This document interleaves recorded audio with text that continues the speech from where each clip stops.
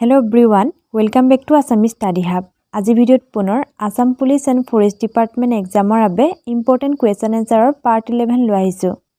আজিৰ first question, which is the largest desert in the world? পৃথিৱীৰ আটাইতকৈ ডাঙৰ মৰুভূমি কোনটো? শুদ্ধ উত্তৰ হ'ব অপশ্যন চি এণ্টাৰ্কটিক। এণ্টাৰ্কটিক হৈছে পৃথিৱীৰ আটাইতকৈ ডাঙৰ মৰুভূমি। Next question, who is the current vice president of India? ভাৰতৰ বৰ্তমান উপ-ৰাষ্ট্ৰপতি কোন? শুদ্ধ উত্তৰ হ'ব অপশ্যন এ চি.পি. ৰাধাকৃষ্ণন। চি.পি. ৰাধাকৃষ্ণন হৈছে ভাৰতৰ বৰ্তমানৰ 15তম উপ-ৰাষ্ট্ৰপতি। Next question, headquarters of border security force is located in? সীমান্ত সুৰক্ষা বাহিনীৰ মুখ্য কাৰ্যালয় ক'ত অৱস্থিত? শুদ্ধ উত্তৰ হ'ব অপশ্যন বি নিউ দিল্লীত। Next question, the river which is known as the sorrow of West Bengal is? পশ্চিমবংগৰ দুখ বুলি জনাজাত নদীখন হৈছে? শুদ্ধ উত্তৰ হ'ব অপশ্যন চি দামোদৰ। দামোদৰ নদীক পশ্চিমবংগৰ দুখ বুলি জনা যায়। Next question, which river is called the sorrow of Bihar? কোনখন নদীক বিহাৰৰ দুখ বুলি কোৱা হয়? শুদ্ধ উত্তৰ হ'ব অপশ্যন চি কোচি। কোচি নদীক বিহাৰৰ দুখ বুলি কোৱা হয়। Next question, Tukreswari Devalaya is situated in which district of Assam?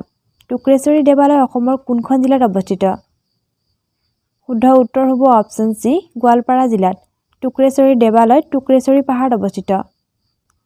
Next question, দশম স্কন্দ ভাগৱত ৱাজ ৰিটেন বাই? দশম স্কন্দ ভাগৱত কোনে লিখিছিল? শুদ্ধ উত্তৰ হ'ব অপশ্যন ডি অনন্ত কণ্ডলীয়ে। নেক্সট কুৱেশ্যন, বুঢ়ীগোসানী দেৱালয় ৱাজ কনষ্ট্ৰাক্টেড এট? বুঢ়ীগোসানী দেৱালয় ক'ত নিৰ্মাণ কৰা হৈছিল? শুদ্ধ উত্তৰ হ'ব অপশ্যন এ যোৰহাটত। Next question, the capital of Germany is? জাৰ্মানীৰ ৰাজধানী কি? শুদ্ধ উত্তৰ হ'ব অপশ্যন বি বাৰ্লিন। জাৰ্মানীৰ ৰাজধানী হৈছে বাৰ্লিন আৰু ইয়াৰ মুদ্ৰা হৈছে euro. Next question, Beighton cup is related to which sport? Beighton cup কোনটো খেলৰ সৈতে সম্পৰ্কিত? শুদ্ধ উত্তৰ option D hockey. Beighton cup hockey খেলৰ সৈতে সম্পৰ্কিত। Next question, mount Etna is a famous volcano located in? Mount Etna বিখ্যাত আগ্নেয়গিৰি ক'ত অৱস্থিত? শুদ্ধ উত্তৰ হ'ব অপশ্যন বি ইটালীত। Next, what was the name of the British officer who killed during Phulaguri uprising? Phulaguri বিদ্ৰোহৰ সময়ত নিহত হোৱা ব্ৰিটিছ বিষয়াজনৰ নাম কি আছিল? শুদ্ধ উত্তৰ হ'ব option A lieutenant Singer. Phulaguri Dhawa 1861 চনত সংঘটিত হৈছিল। ফুলগৰি ধাৱা আছিল অসমৰ প্ৰথম কৃষক বিদ্ৰোহ। Next question, the peasant revolt of Rangia take place in the year? ৰঙিয়াত কৃষক বিদ্ৰোহ কেতিয়া সংঘটিত হৈছিল? শুদ্ধ উত্তৰ হ'ব অপশ্যন চি 1893। 1893 চনত ৰঙিয়াত কৃষক বিদ্ৰোহ সংঘটিত হৈছিল। Next question, the peasant revolt of Lachima take place in the year? লাচিমাৰ কৃষক বিদ্ৰোহ কেতিয়া সংঘটিত হৈছিল? শুদ্ধ উত্তৰ option B 1894।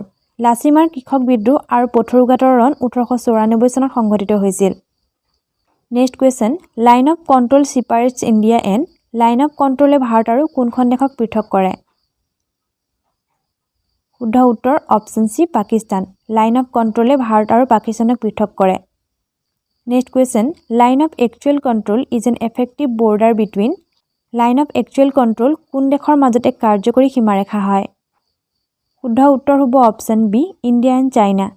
Line of actual control Bharat আৰু চীন দেশৰ মাজত এক কাৰ্যকৰী সীমাৰেখা।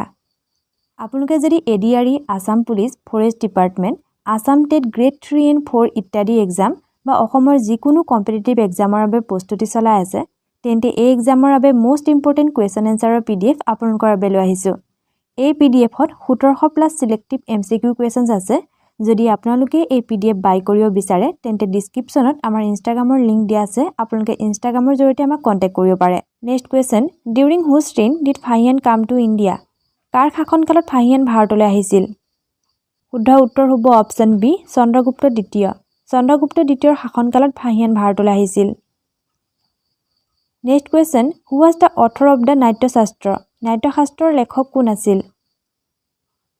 শুদ্ধ উত্তৰ option C Bharatmuni. Next question, who is known as the শিৱাজী অফ আছাম? কাক অসমৰ শিৱাজী বুলি জনা যায়? শুদ্ধ উত্তৰ হ'ব অপশ্যন এ লাচিত বৰফুকনক। লাষ্ট কুৱেশ্যন উমাচল শিলালিপি was discovered on উমাচল শিলালিপি ক'ত আৱিষ্কাৰ কৰা হৈছিল শুদ্ধ উত্তৰ হ'ব অপচন ডি নীলাচল পাহাৰত ইয়াৰ আগৰ পাৰ্টত আপোনালোকক সোধা প্ৰশ্ন আছিল carrot is the main source of which vitamin গাজৰ কোনটো ভিটামিনৰ মুখ্য উৎস অপচনখিনিৰ ভিতৰত শুদ্ধ উত্তৰ হ'ব অপচন এ ভিটামিন এ গাজৰ ভিটামিন এৰ মুখ্য উৎস হয় আজিৰ প্ৰশ্ন where is নল সৰোবৰ sanctuary located নল সৰোবৰ অভয়াৰণ্য ক'ত অৱস্থিত অপচনছ হৈছে উত্তৰাখণ্ড গুজৰাট বিহাৰ ঝাৰখণ্ড এই প্ৰশ্নৰ উত্তৰ আপোনালোকে কমেন্ট কৰি জনাওক